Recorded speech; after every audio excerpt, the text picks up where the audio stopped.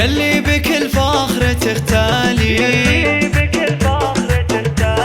يا شيخ باسمك مباهي، للجود بك والكرم أمثال، وبناتك الكاملات الزين بنات عز وشموخ عام، ومساري الطيب فيها يبين، ومكملة سيرة وخصال، ومكملة سيرة وخصال،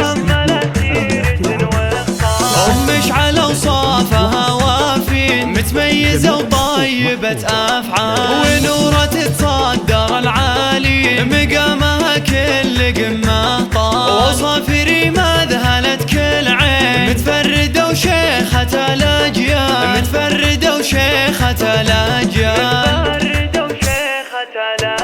يا أم حسن وسعادة تزيد، وافراح عمرك عساها طوال، في محفل ابنك لك مهني، خالد عسى افراحه دايم فال، كل السعد في زواجه يبين، خالد ونعمين به رجال، خالد ونعمين به رجال، وجمعان ابوه للفخر تبين، الشيخ تعلى بروس طوال، متورث امجاد ماضي سنين، من ساسه العز وهالابطال، ساعد سيوفنا الحامي، وفي العز تاريخهم لا زال، في العز تاريخهم لا زال، أم العريس أقبلت بالزين، قوموا لها عز وجلالي، والأم حسن وقفوا صفين، واستقبلوا هيبة القبالي، يا أم حسن كلنا محيين، يلي بكل فخر تختالي، يلي بكل فخر تختالي، يا شيخ باسمك مباهي، للجود بك والكرم أمثال، وبناتك الكاملات الزين بنات عز وشموخ عام، ومساري الطيب فيها يبين، ومكملة سيرة وخصال، ومكملة سيرة وخصال،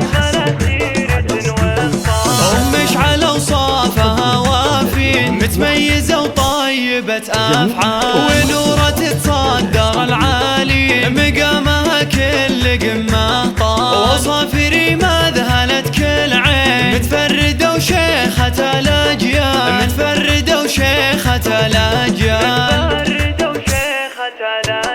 يا أم حسن وسعادة تزيد، وافراح عمرك عساها طوال، في محفل ابنك لك مهني، خالد عسى افراحه دايم فال، كل السعد في زواجه يبين، خالد ونعمين به رجال، خالد ونعمين به رجال،